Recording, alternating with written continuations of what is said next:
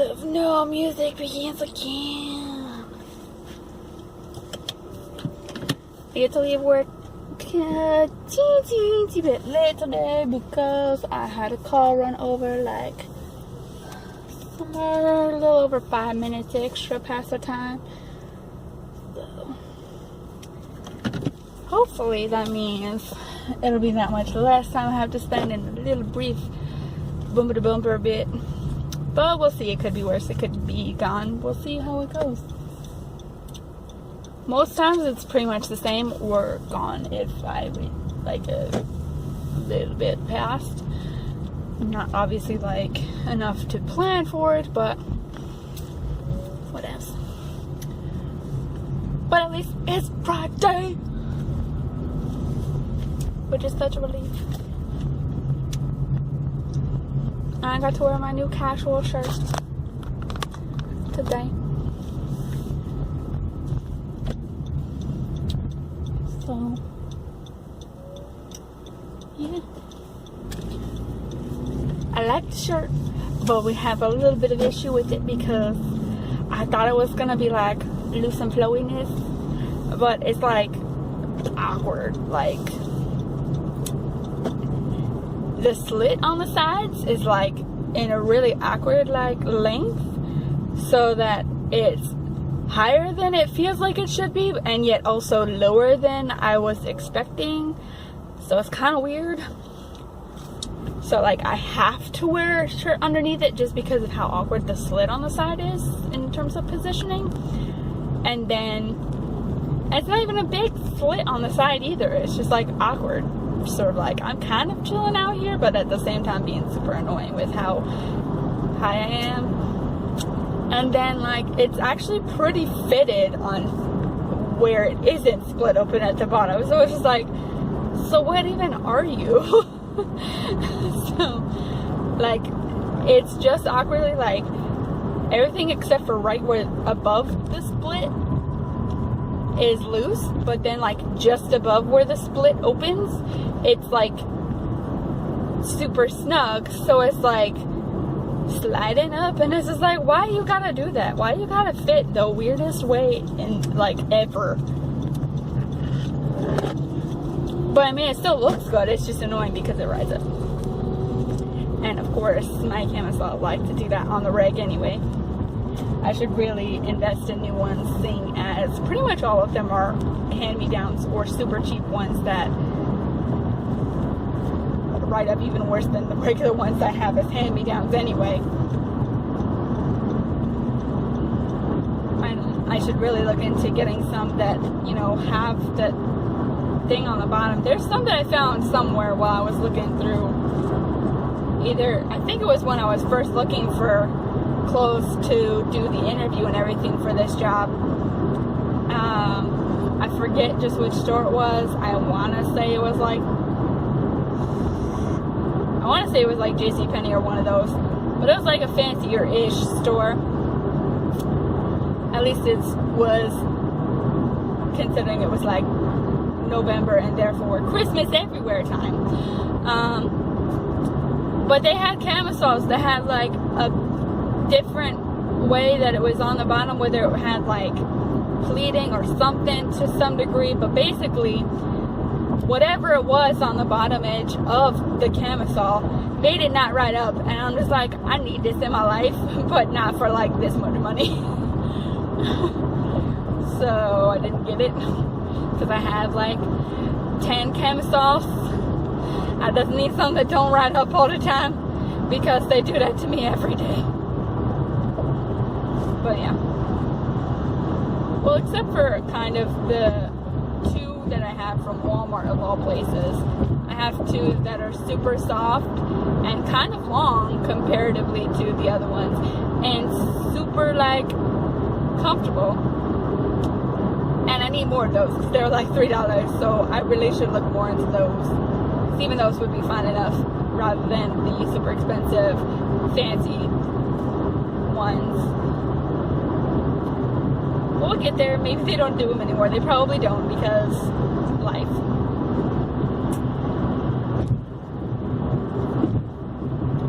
And of course, it's just awkward enough because I have a bright red one and I have a black one with a bunch of florals on it. So it's like, while they are pretty useful, they don't apply everywhere. So I wish I had just like a plain black one or a plain white one, like my regular camisoles, so that it would work a bit better. But that's something we'll have to take care of one day. Today's not that day.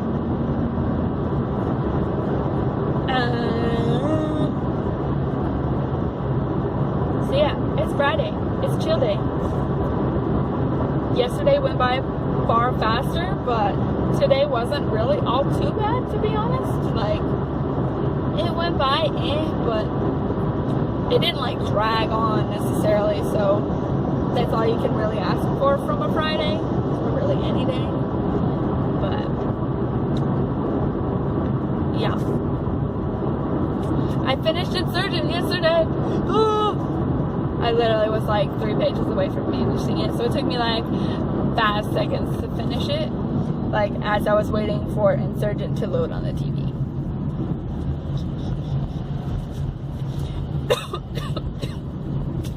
So unfortunately, of course, trying to stream that stupid movie took forever. Like, it took me an hour almost just to get through the first like 10 minutes, because the opening credits alone, not even like the actual opening, but just getting through like the production studio logos took forever because it kept freezing, and then I had to go and try and find another way of loading it over again, and then it would buffer, and then I would pause it, and then I would play it, and then it would buffer more, or if it didn't buffer more, then it would sit there and play, but the video would be super choppy and just be like, it's just like, no, it's not what I need. So it was that nuisance. So it probably took me about 3 hours to actually watch the whole thing because of that stupid delay. And we're in traffic. Great. But we're only a mile away from the split, so it's all good. It's better than the usual, slightly. That's all you can ask for. So yeah, I started reading Allegiant 2 last night for a few minutes before I went to sleep, and a bit today at the beginning of the day and during my break. So we're a couple chapters in, and I can kind of like, I wasn't sure if the big thing was going to happen in the last book, so I was kind of like half anticipating it while I was reading it.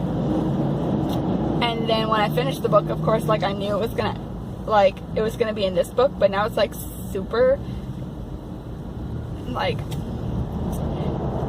seeing as I know what's supposedly going to happen, the fact that it keeps switching between Triss and Tobias's point of views every other chapter feels like some real foreshadowing. Like, for real foreshadow. But anyway, that's one way of going about things.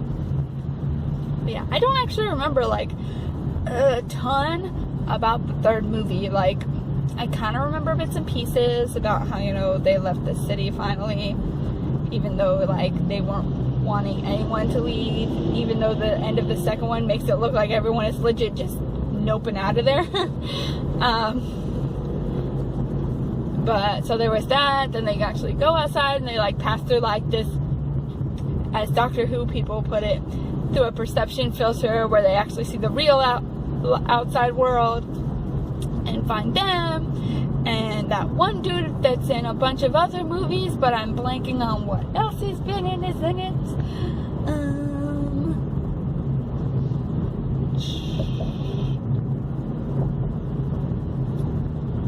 What is he in again? Like, my mind keeps coming up with The Truman Show, but I know it's not that guy. But like, he reminds me of that guy.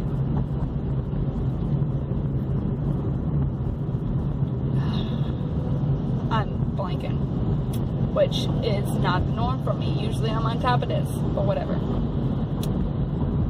He's in other stuff I've seen, and he's like the leader of like the real outside world community, whatever.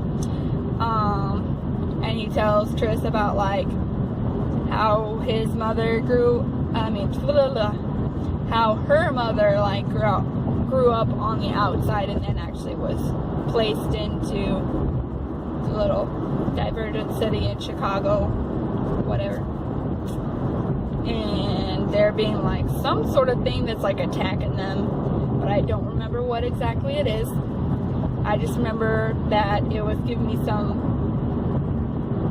vaguely Matrix-esque vibes of, you know, something attacking them, but you know, that's how it is. I mean, honestly, the whole divergent, the outside world is a thing. I guess it is sort of a Matrix parallel, whatever. I'm done going on that tangent.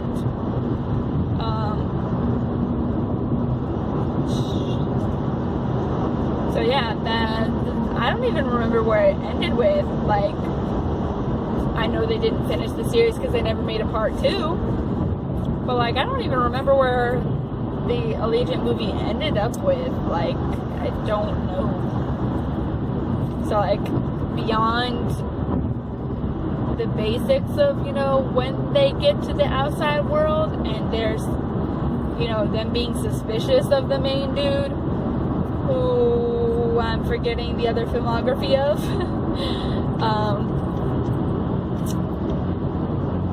Like, I remember that they were being kind of suspicious of his plans or whatever, being like, I don't know if, like, we really should be following you any more than we should be following, you know, Janine and everyone else that was in the city. And then, like, I don't remember any other details about it, so, like, I don't know what's going to happen. I don't remember enough to anticipate anything in this book. Insurgent, I pretty much, like, I remembered. Of course, there were some details that were different, but for the most part, like, I was like, okay, I remember this enough that, you know, things would remind me. But so far, this one is, like, different enough where it's like, yeah, no, I don't remember any of this specifically sort of playing out in the movie. Aside from the general thing that, you know, Tobias' mom tried to basically take over. But we'll see how it goes.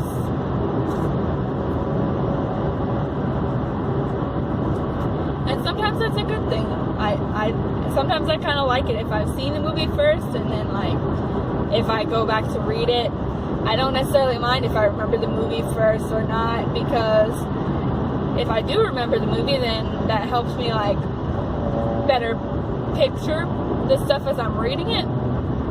Because sometimes you imagine it one way, and depending on, like, sometimes there's just ways that something is described in a book where you're like, wait, I can't, like, quite picture what that is. Like when it was saying how Tristan Insurgent goes into, like, the lab room at first when she turns herself into erudite, and it's explaining how she saw, like, a metal man-sized tray and a machine, and I'm just like, what on living earth is this? So I'm, like, picturing, like, a person-sized baking pan on a table, and then it ended up being an MRI machine, and I'm just like, really? Really, brain? What? So it's like stuff like that where it's just like totally random things where your brain will take it in one direction and it was not meant to do that. Because it really said it was a metal tray shaped like a person-sized metal tray. Like, I don't know how else my brain could have decided to process that until it was revealed as an MRI machine. Like, I don't know. So sometimes watching the movies first is nice because then, you know, I'm like, oh yeah, I know exactly what that was when that happened, so my brain can actually picture it easily. I mean, obviously it may differ because, you know, the book differs, but, like, it helps me picture my unique imagination of it a little bit more realistically and everything. And then, if I haven't seen the movie first, or if I've forgotten what was in the movie by the time I read it, then hey, no spoilers.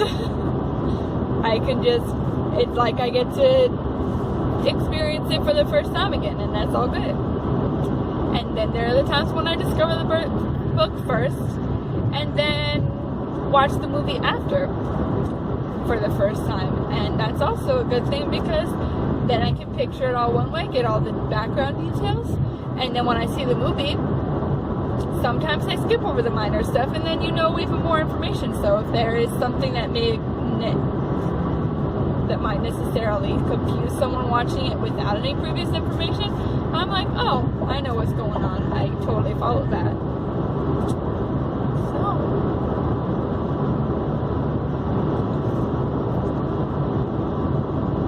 yeah. Dems my opinions on the whole book versus movie debate.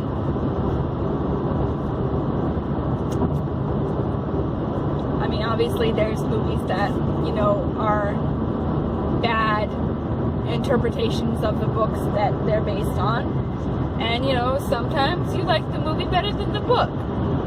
It happens, but for the most part, I'm pretty chill because twice as much to experience. And you know, if the storylines differ a lot and you like them both, then hey, that's 2 more things for you to see and all the goodness. So, all the more to enjoy. Which essentially is kind of sort of the case with Vampire Diaries, because they differ in that. Like, it barely is similar, with just the base details from the pilot for the show against the first book, and then like, as soon as that first episode finishes, it's like 2 opposite directions.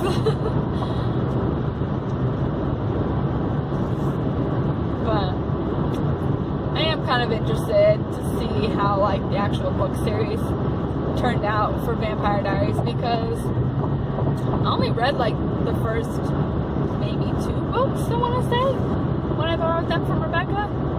So I don't really know a whole lot of just what all happens in the books versus the show,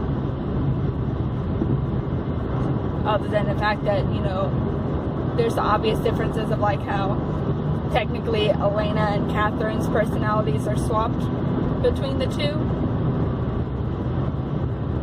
and like the appearances, because Elena's technically a blonde in the books, blah blah blah, things like that. So yeah.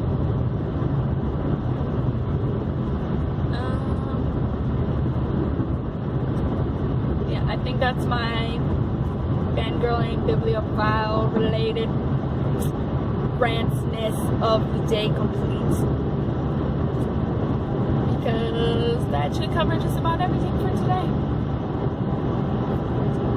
And I'm just ready to go home, enjoy the weekend, hopefully get some editing done because I haven't done it in forever and a day, and read some more Allegiant, and continue our marathon of Marvel, because we finished the first episode of Agents of S.H.I.E.L.D. yesterday before I fell asleep, and then we still have another 6 episodes to go, then Thor Dark World, then episodes 8 through 15 of season 1 of Agents of S.H.I.E.L.D., and then Captain America Winter Soldier after that. I'm trying to just focus on like 2 to 3 things like sectioned in the list at a time, so that I don't get super confused, but I know enough that I don't have to constantly look at it every time we finish one thing.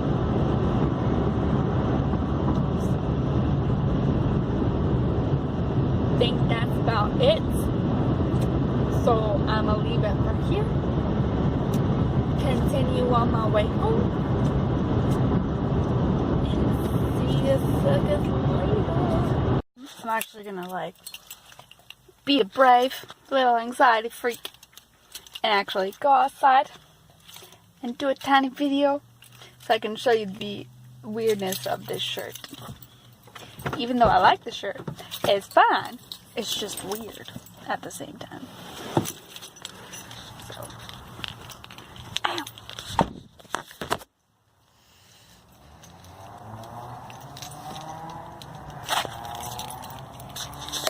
So basically, it's pretty fitted, except like I can't hold it and do this at the same time. Like, what even is this slit though? It's like super weird. Like, how am I supposed to wear that by itself? I don't know.